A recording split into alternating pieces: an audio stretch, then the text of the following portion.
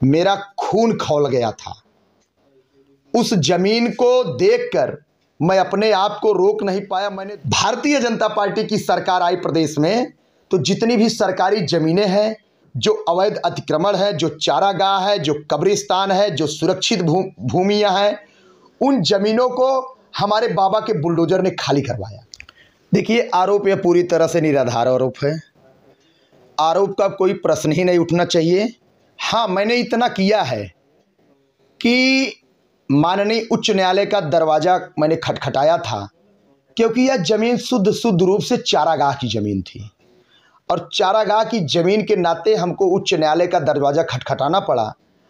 और उच्च न्यायालय ने अपने स्पष्ट आदेश में कहा है कि चारागाह की सुरक्षित भूमि को जिलाधिकारी जौनपुर खाली कराएं। जिलाधिकारी महोदय के यहाँ न्यायालय में मुकदमा चला, पहले तहसीलदार साहब के न्यायालय में मुकदमा यह चला, और यह कोई नया प्रकरण नहीं है।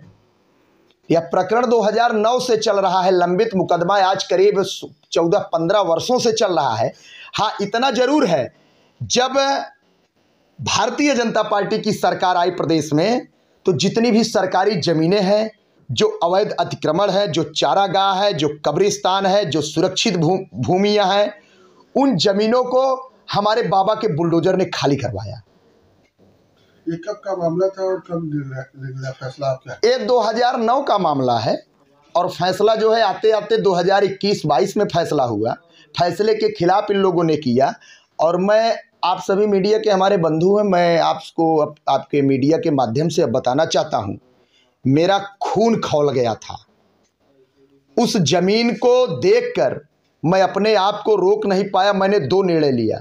मैंने अपने मन में सोचा, या तो मैं भारतीय जनता पार्टी की राजनीति से इस्तीफा ही दे दूं, या तो मैं उस जमीन को खाली करा दूं। क्या कारण रहा? कारण यह रहा कि अभी आज साल भर पहले एक गाय को वहां चरने जाती है मेरी गाय माता, और उन्हीं लोगों ने जो चारागाह पे कब्जा किए हैं, गाय को कुल्हाड़ी से मारकर पैर को काट देने का काम करते हैं। भाई साहब, जब गौ माता का पैर कट जाता है तो उस पैर में कीड़े पड़ जाते हैं, पैर सड़ जाता है। 3 दिन के बाद मुझको पता चलता है। मैं डॉक्टरों को बुलाकर ट्रीटमेंट कराता हूं, और डॉक्टर आलोक पालीवाल जी हैं, सरकारी पशु चिकित्सालय के डॉक्टर हैं, गवर्नमेंट के डॉक्टर हैं। आप उनसे भी यह बयान ले लीजिए कि यह पवन पाल का वक्तव्य सही था कि गलत था।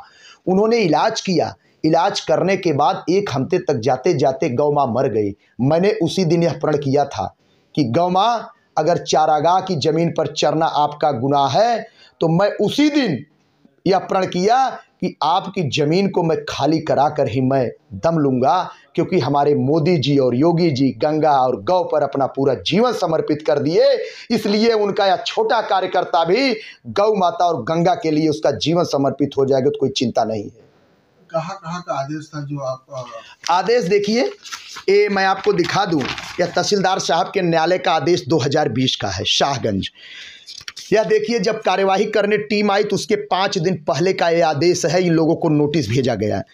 ये 2022 की नोटिस देखिए, आपको इन लोगों को भेजा गया। ये 2009 में आप देखिए, जब तहसीलदार के न्यायालय से बेदखल किए गए, तहसीलदार महोदय के न्यायालय शाहगंज से, उसकी नोटिस उस समय, या मैंने हाई कोर्ट का आपका दिखाई दिया। यह देखिए, हाई कोर्ट के जनरल रजिस्ट्रार का पत्र डीएम साहब जौनपुर को आया था, उनके कंप्लायंस आर्डर को लेकर।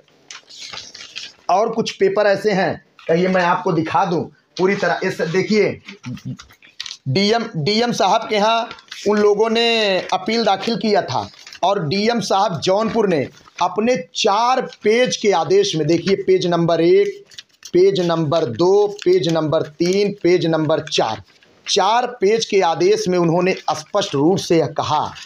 आप, मैं लास्ट निचोड़ पढ़ दे रहा हूं कि अतः उपयुक्त विवेचन के आधार पर, यह डीएम साहब का आदेश है, मैं इस निष्कर्ष पर पहुंचता हूं कि अपीलकर्ता द्वारा प्रस्तुत अपील दिनांक 10/5/2022 बलहीन होने के कारण निरस्त किया जाता है, तथा अपर न्यायालय द्वारा पारित आदेश दिनांक 18/4/22 यथावत बहाल रखा जाता है।